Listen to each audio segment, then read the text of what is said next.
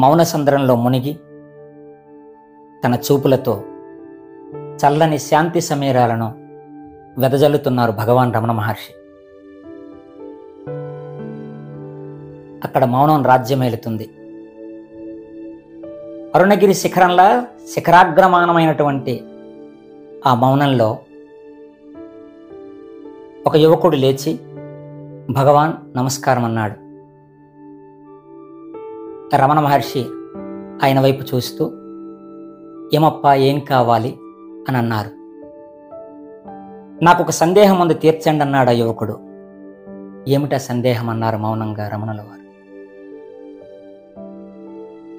సర్వము నిరాకార పరబ్రహ్మమైనప్పుడు, ఈశ్వరుడు నిరాకారంగా ఉన్నప్పుడు ఈ విగ్రహారాధనలు ఎందుకు విగ్రహాలని పూజించాలి? అవసరం లేదు కదా, అందరూ ఎందుకు అలా చేస్తున్నారు అని ఆ యువకుడు రమణుల వారిని ప్రశ్నించడం జరిగింది. రమణ మహర్షి అన్నారు, సోదర, విగ్రహారాధన చేయనిదెవరో అన్నాడు. యువకుడు ఆశ్చర్యపోయాడు. నేను చేయనన్నాడు. మహర్షి అన్నారు, నీవు కూడా విగ్రహారాధన చేస్తున్నావు, లోకంలో అందరూ కూడా విగ్రహారాధన చేస్తున్నారు. తెల్లవారేసరికి పళ్ళు తోముకోవటం, నీళ్లు తాగటం, ఫలహారాన్ని సేవించటం, ఆత్మీయుల్ని గౌరవించడం, పలకరించడం, ఒకరినొకరు పరామర్శించుకోవటం, ఇవన్నీ విగ్రహారాధనలే. శరీరాలన్నీ కదిలే విగ్రహాలు. ఈ కొండలు, ఈ సమస్తం కూడా కొన్ని కదలనివి, కొన్ని నిలిచేవి, కొన్ని చెలించేవి, అన్నీ కూడా విగ్రహాలే.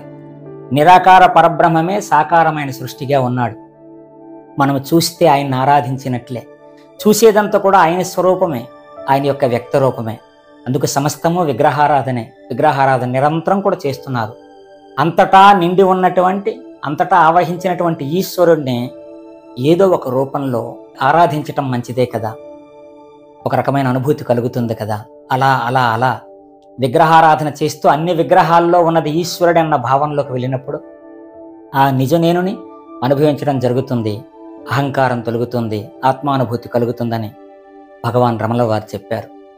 రమణుల వారి పాదాలకు నమస్కారం చేసి, సందేహ నివృత్తి కలిగింది, సందేశం నా హృదయాన్ని తాకింది, నాకు అనుభూతి కలిగింది నా యువకుడు మౌనంగా కూర్చున్నాడు.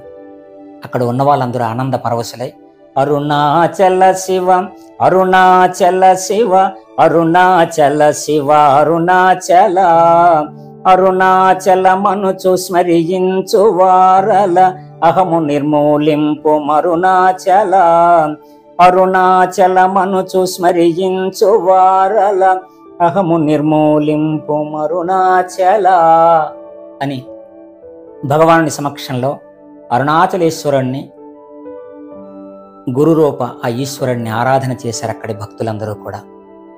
స్వస్తి.